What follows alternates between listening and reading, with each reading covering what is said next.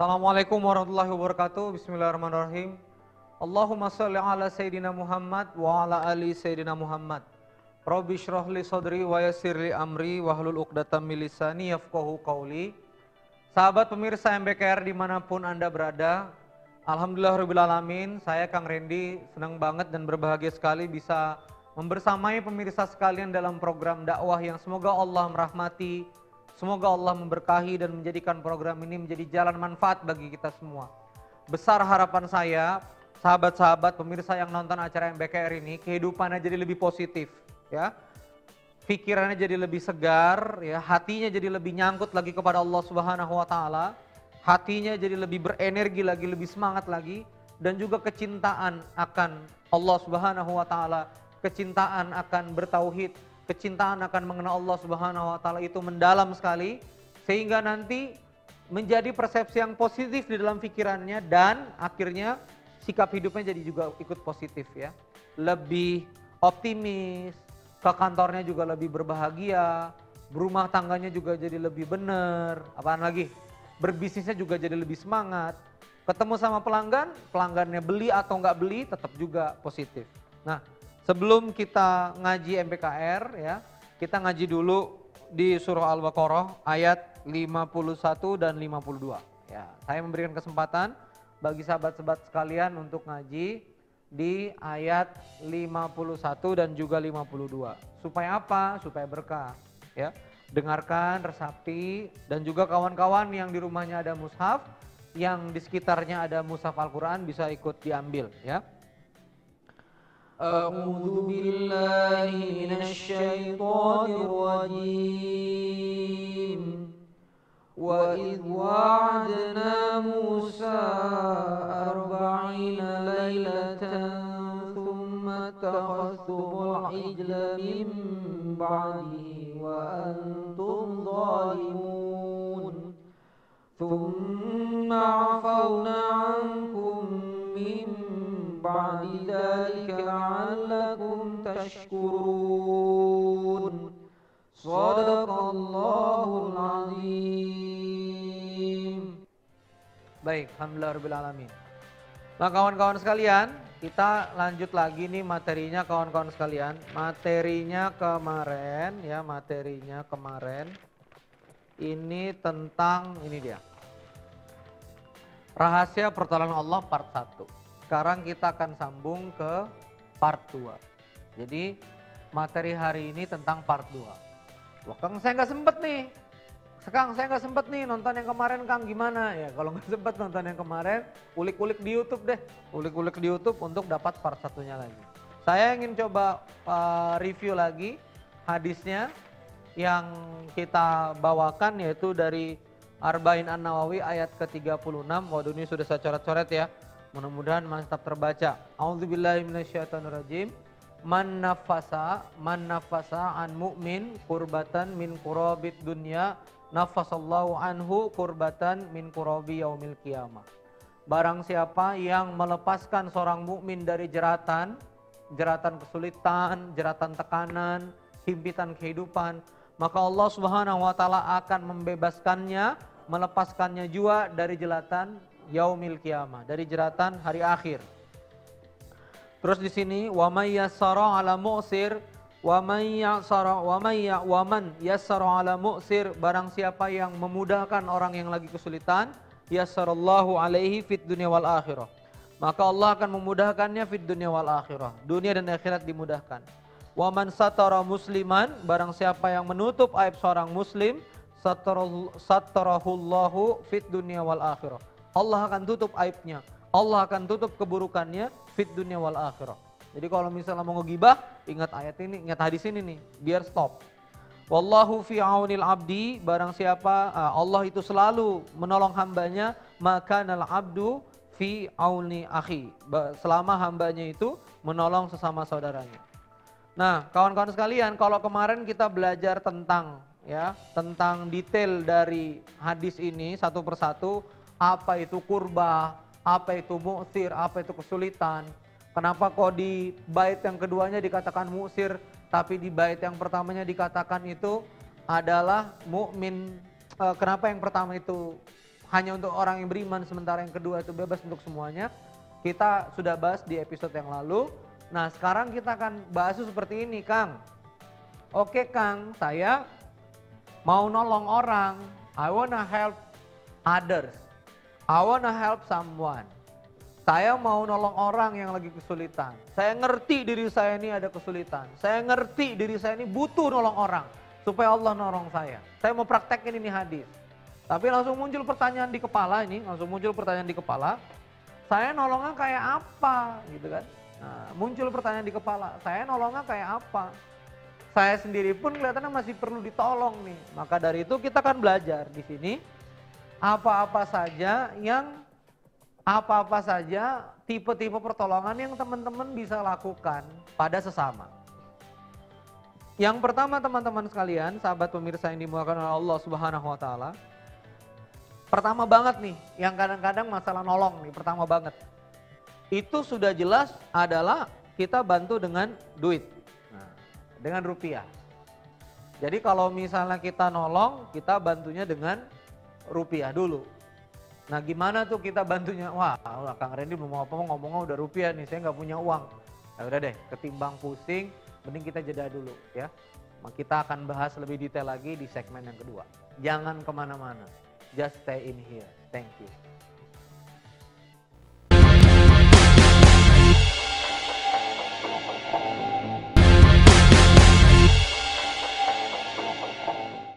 Alhamdulillahirrahmanirrahim ya, thank you udah sama-sama masih di segmen kedua.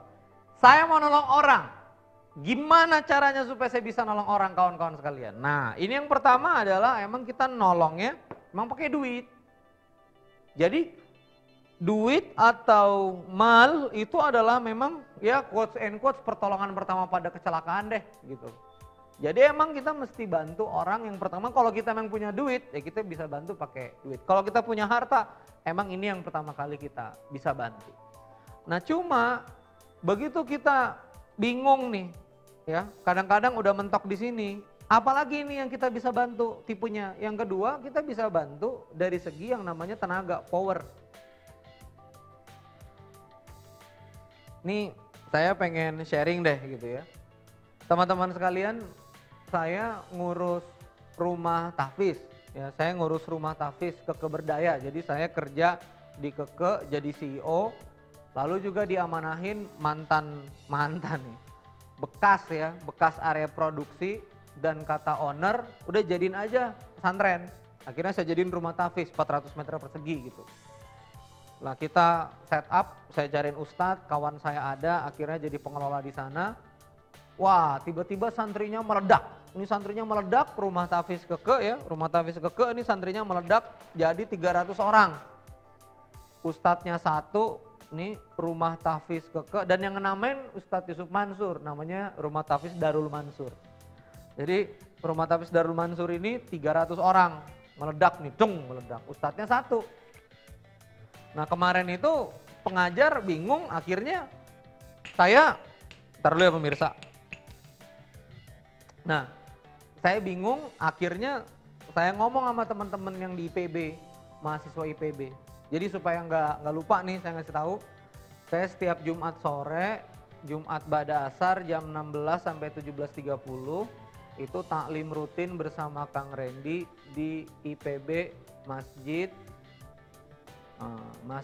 IPB ya, Masjid Al-Huda IPB ya. Setiap Jumat jam 16 sampai 17.30 taklim rutin di sana. Saya ngomong sama mahasiswa, siapa yang mau jadi pengajar?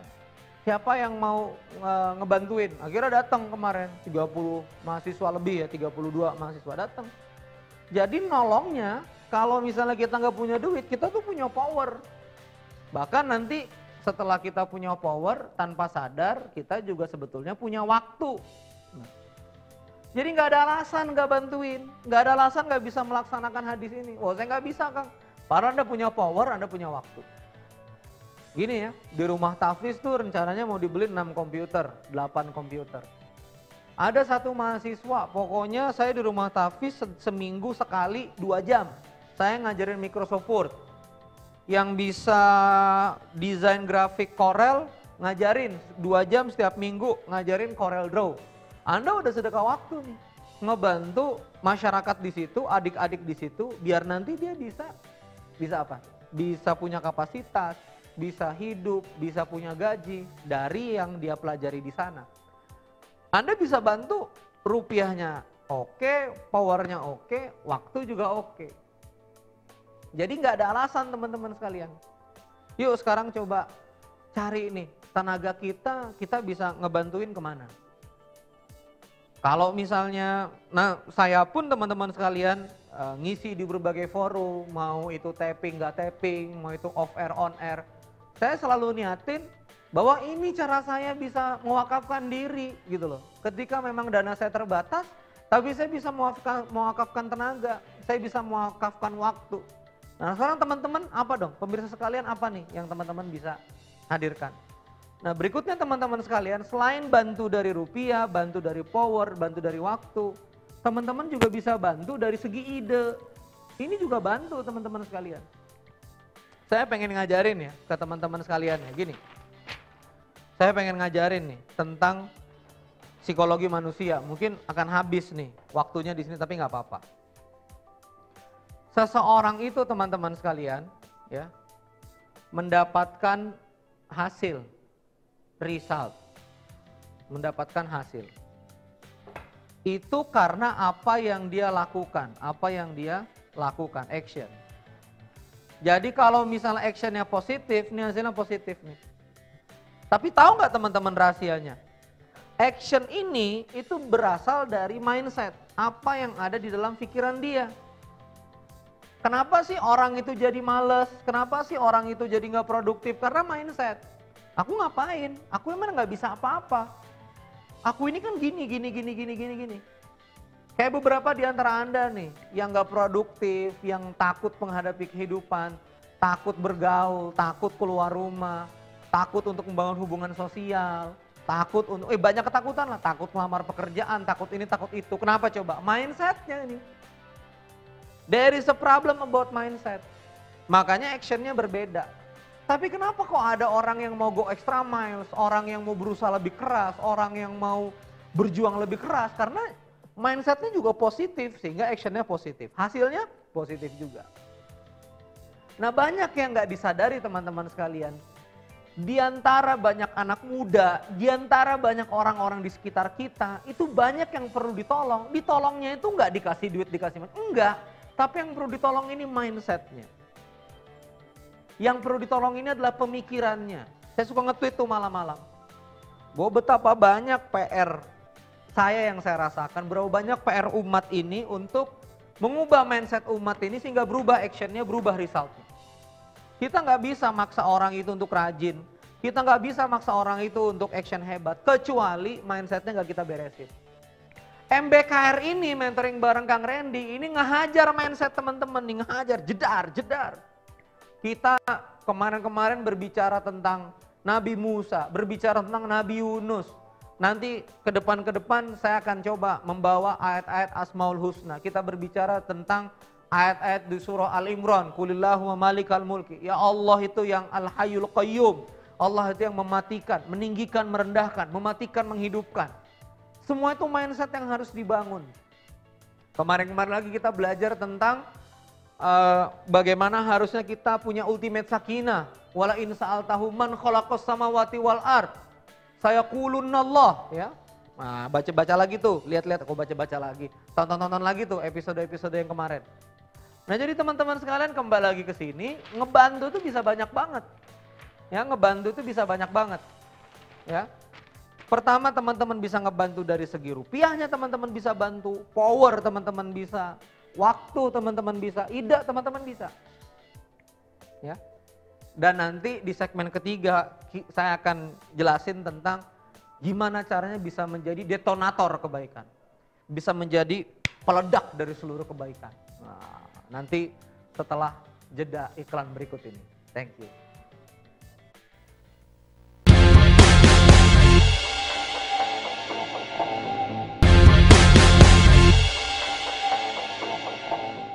Alhamdulillahirrahmanirrahim, kita udah masuk dalam segmen ketiga dan juga menjadi segmen terakhir dari pembahasan kita tentang rahasia pertolongan Allah Subhanahu wa taala. Mau ditolong Allah Subhanahu wa taala, tolong dulu orang lain, bantu dulu orang lain. Mau dilepaskan dari kesulitan oleh Allah Subhanahu wa taala, lepaskan dulu kesulitan orang lain. Lalu kita berpikir gimana caranya kita nolong kalau kapasitas kita terbatas. Maka di episode ini, di segmen ini kita tadi udah ngebahas ya, yang tadi bisa bantu pakai uang, bisa bantu pakai tenaga, bisa bantu pakai waktu, bisa bantu pakai ide. Dan kawan-kawan sekalian, yang dilupakan itu adalah teman-teman ternyata pun bisa menjadi yang namanya makelar kebaikan, makelar pertolongan. Kita bahas dulu nih, gimana supaya jadi bisa makelar, ya? Kok ada bahasan makelar kebaikan, gimana cerita? Di rumah sakit bersalin, ya, seorang ibu sama seorang bayi ini nggak bisa keluar karena nggak bisa bayar biaya persalinan 2,25 juta di rumah sakit bidan. Ini kejadian di Bandung nih, beberapa tahun waktu saya masih di Bandung, belum domisili di Bogor ya. Saya punya temen itu akhirnya Reza ya.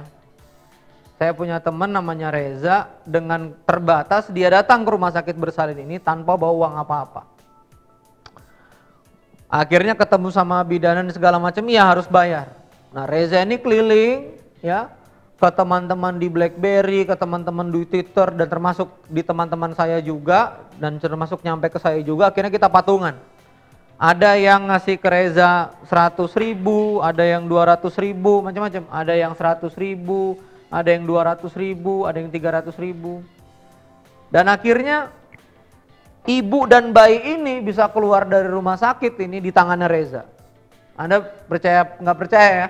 Si ibu ngomong gini sama Reza, nah aja yang namain bayi anak saya ini. Akhirnya Reza namain dengan Abdurrahman bin Auf. Biar anak ini sekaya Abdurrahman bin Auf. Allahumma shalli ala sayyidina Muhammad. Dan ini nyata teman-teman sekalian. Nah kita tuh kadang-kadang ya, ini waktu saya lagi ngisi acara ini, lagi rame nih longsor Banjarnegara. Saya punya follower di Twitter 25.100 gitu. Setiap ada rekening pokoknya ke Banjarnegara gitu, saya retweet aja terus ke follower saya.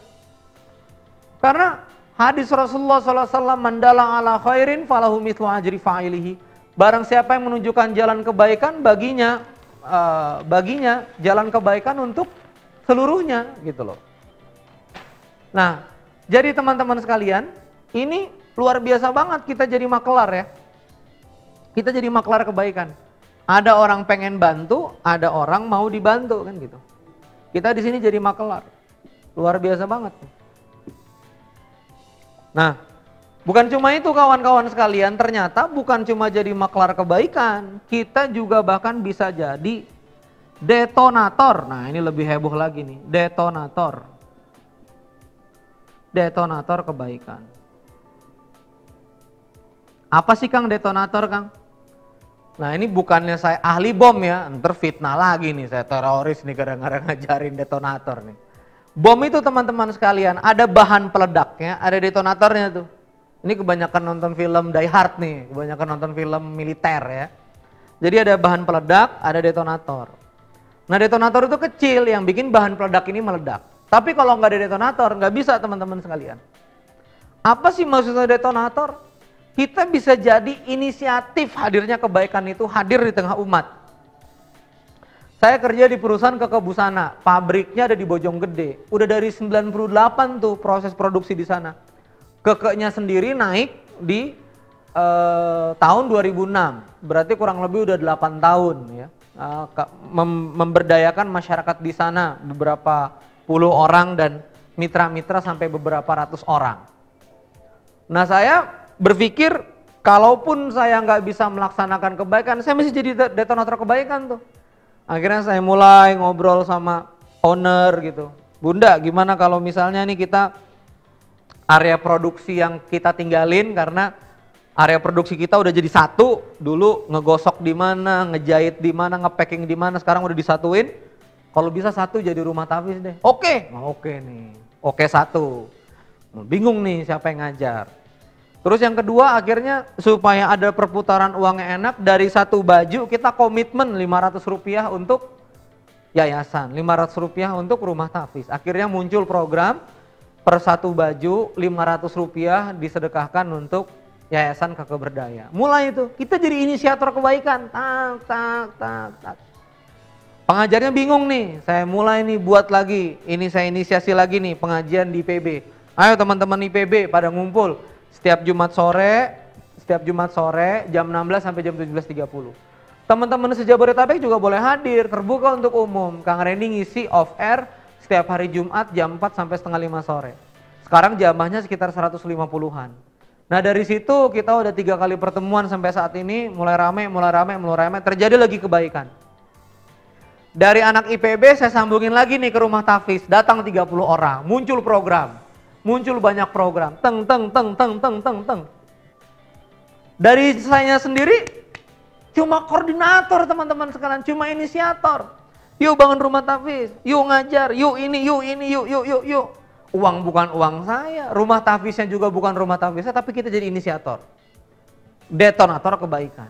Yuk sekarang kalau lagi emang hidupnya sulit, hidupnya gelap, step in, masuk ke dalam area jadi relawan Allah Subhanahu wa taala. Kalau mau, ini benar-benar harus kita jadikan jalan hidup. Bahkan hal-hal yang sederhana ya, kita ngelihat di mana? Kita ngelihat di jalanan, tukang koran bawa koran pakai motor, korannya jatuh. Kenapa nggak kita bantuin? Saya ini punya amalan ya, dan istri saya tahu lah, keluarga saya semuanya tahu. Kalau kita makan di restoran tuh, kenapa nggak kita yang tumpuk mangkok-mangkoknya? Supaya apa? Supaya pelayannya mudah ngebawanya. Udah kita tumpuk aja, ini tumpuk di sini. Jadi dia bawa tuh enak, gampang. Kita mudahin pekerjaannya. Jadi ayo sekali kita coba berpikir tuh, berpikir banyak hal. Gitu. Gimana caranya dalam setiap sesi waktu hidup kita ini, kita terus menerus padat dengan gimana caranya kita bisa bantu permasalahan orang lain. Gimana caranya kita bisa hadir untuk jadi solusi bagi orang lain. Bukan malah kita ngeberatin kehidupan orang lain. Nah alhamdulillahirrahmanirrahim sahabat sekalian ya. Kita udah sampai di penghujung segmen ketiga. Semoga ini bukan cuma ngaji-ngaji doang tanpa dampak. Saya ingin sahabat-sahabat sekalian punya azam di hati, punya api di hati. Start from now, start from the second, dari detik ini, from today, dari hari ini, saya declare, saya emang niat untuk bantu orang lain. Alhamdulillahirrahmanirrahim. Semoga kita semua jadi solusi untuk sesama. Wassalamualaikum warahmatullahi wabarakatuh.